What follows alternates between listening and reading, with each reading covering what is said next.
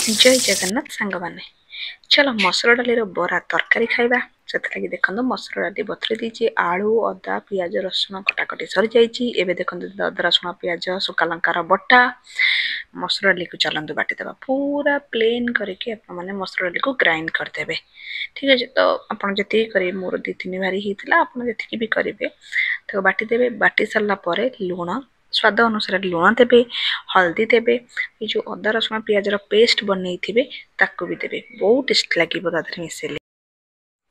भल लगे सब मिसेक भल लगे आपने मिक्स करदे जमीक अदा रसुण पिज आ मसुर डाली बटा सब किसी मिक्स हो लुण सब किसी मिक्स हो तार गोटे भल फ्लेवरटे आसीज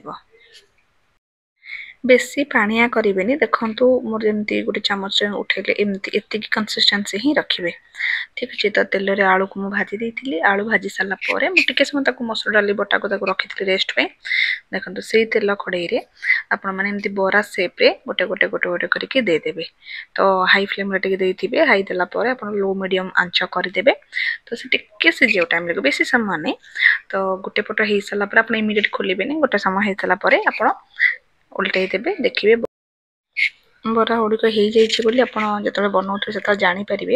तार टेक्सचर आसीज से टाण होपर टाण हो बट भितर से सफ्ट थी ठीक है भलसे एपट सेपट करके बरा को भाजीदेवे कहीं तरकारी आमर बस बरा फुट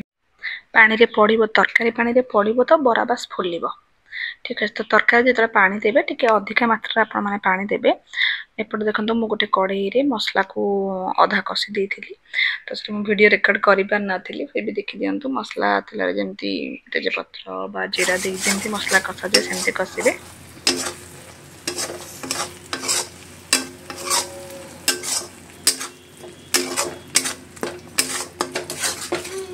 मसला 80% हो सारा तो ये आलू पकईदबा आलू को भी यही मसला कषा नॉर्मली जिते आम जहाँ आलू पकाचे जेको तरकारी आलूटा को मसला कषिले आलू गोटे भल फ्लेवरटे भी आसे ठीक अच्छे। आलू को किसी समय कषि सारा आम पानी देदेबा पानी टी आम अधिका दबा कहीं आलू तो सीझ ता सहित पानी तरकारी जहाँ भी आपपाई चाहूे आट ए टाइम ही देदेवे ना नेक्स्ट जब केत भी कम हो गरम पानी हल्का देखिए देवे तो मत जी जहाँ पानी दरकार था तो मुझे अधा देती अधा पा रखी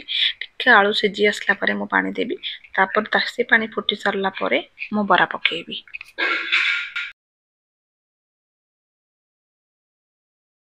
देखो एबे तरकारी पाखापाखि आलू गुड़ाक सीझी सारी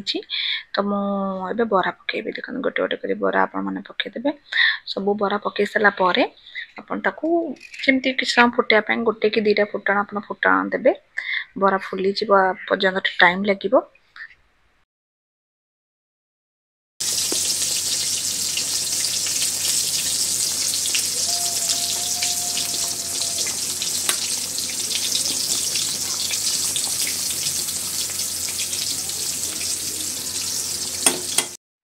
एमती साधा दिन मानक तरकारी बनातु बहुत टेस्टी लगे और बहुत हेल्दी भी।